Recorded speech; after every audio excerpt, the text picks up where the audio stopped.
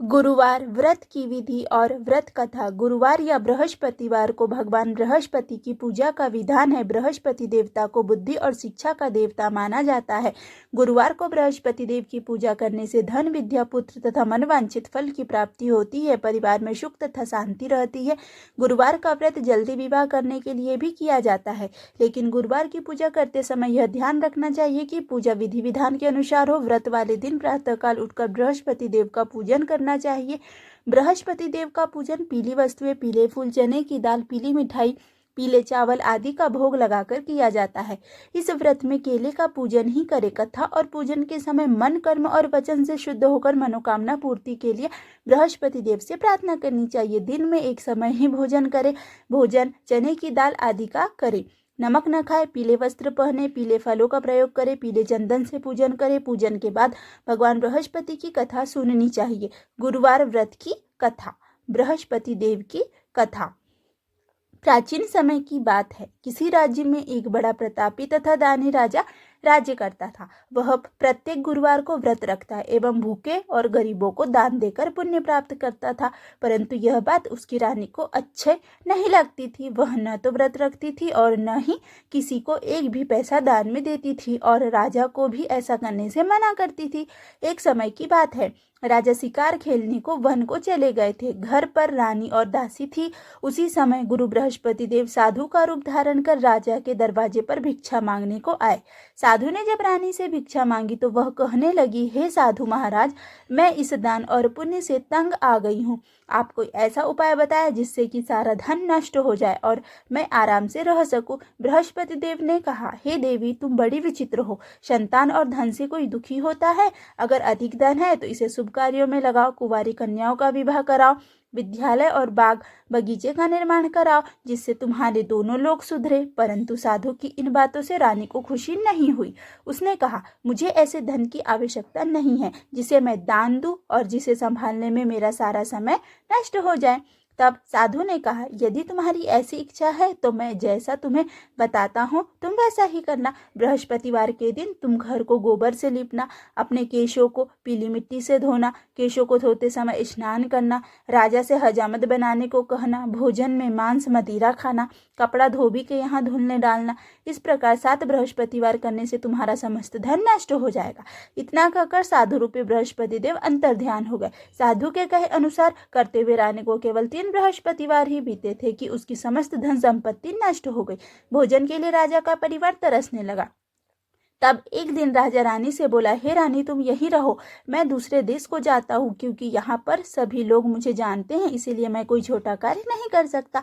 ऐसा कहकर राजा परदेश चला गया। वहाँ वह जंगल से लकड़ी काट कर लाता और शहर में बेचता। इस तरह वह अपना जीवन व्यतीत करने लगा। इधर राजा के परदेश जाते ही रानी और दासी दुखी रहने लगी। एक बार जब रानी और दासी को 7 दिन तक बिना भोजन के रहना पड़ा तो रानी ने अपनी दासी से कहा, हे दासी, पास ही के नगर में मेरी बहन रहती है। वह बड़ी धनवान है। तू उसके पास जा और कुछ ले आ, ताकि थोड़ा बहुत गुजर बसर हो जाए। दासी रानी के बहन के पास गई। उस दिन बृहस्पतिवार था और रानी की बहन उस समय बृहस्पतिवार व्रत की कथा सुन रही थी।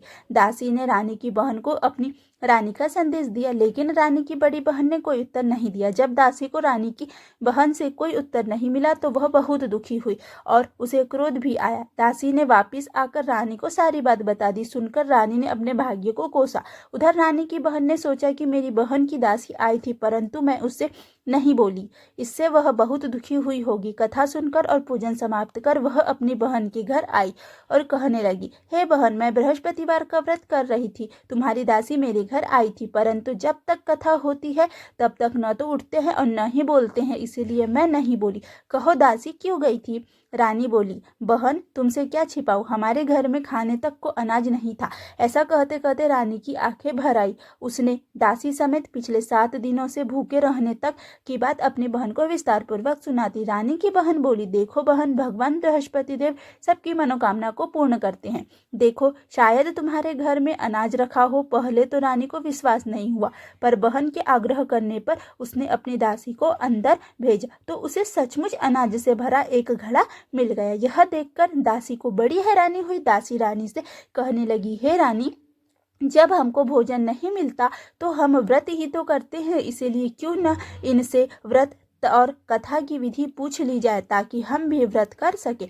तब रानी ने अपनी बहन से बृहस्पतिवार व्रत के बारे में पूछा। उसकी बहन ने बताया, बृहस्पतिवार के व्रत में चने की दाल और मुनक्का से विष्णु भगवान का केले की जड़ में पूजन करे तथा दीपक जलाए, व्रत कथा सुने और पीला भोजन ही करे। इससे बृहस्पति देव प्रसन्न होते हैं। व्रत और पूजन विधि बतलाकर रानी की बहन अपने घर को लौट गई। 7वें रोज बाद जब गुरुवार आया तो रानी और दासी ने नियम अनुसार व्रत रखा। घुड़साल में जाकर चना और गुड़ बीन लाई और फिर उसकी दाल से केले की जड़ तथा विष्णु भगवान का पूजन किया। अब पीला भोजन कहाँ से आए, इस बात को लेकर दोनों बहुत दुखी थे। चूंकि उन्होंने व्रत रखा था इसलिए गुरुदेव उन पर प्रसन्न थे। इसलिए वे एक साधारण व्यक्ति का रूप धारण कर 2 थालों में सुंदर पीला भोजन दासी को दे गए। भोजन पाकर दासी प्रसन्न हुई और फिर रानी के साथ मिलकर भोजन ग्रहण किया।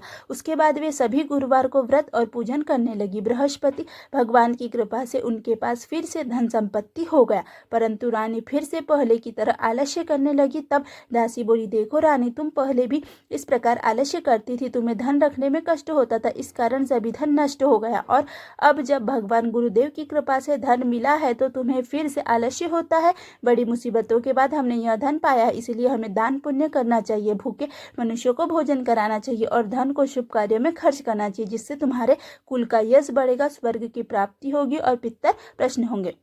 दासी की बात सुनकर रानी अपना धन शुभ कार्यों में खर्च करने लगी, जिससे पूरे नगर में उसका यश गान शुरू हो गया। ओम जय बृहस्पति देवा, स्वामी जय बृहस्पति देवा, छिन छिन भोग लगाओ कदली फल मेवा। ओम जय बृहस्पति देवा, तुम पूर्ण परमात्मा, तुम अंतर्यामी, जगत पिता जगदीश्वर, तुम सबके स्वामी। ओम जय बृहस्पति देवा, चरणामृत निज निर्मल, सब पातक हरता, स्वामी सब पातक हरता, सकल मनोरथ दायक, कृपा करो भरता। ओम जय बृहस्पति देवा, तन मन धन अर्पण कर, जो जन शरण परे, प्रभु प्रकट तब होकर आकर द्वारे खड़े। ओम जय बृहस्पति देवा, दीन दयाल दयानिधि, भक्तन हितकारी, पाप दोष शब हरता, भव बंधन हारी। ओम जय बृहस्पति देवा, सकल मनोरथ दायक, सब संशय तारो, विषय विकार मिटाओ, संतन सुखकारी। ओम जय बृहस्पति देवा, जो कोई आरती तेरी प्रेम सहित गावे, ज्येष्ठानंद बंद सो निश्चय पावे। ओम जय बृहस्पति देवा। ओम नमो भगवते वासुदेवाय नमः।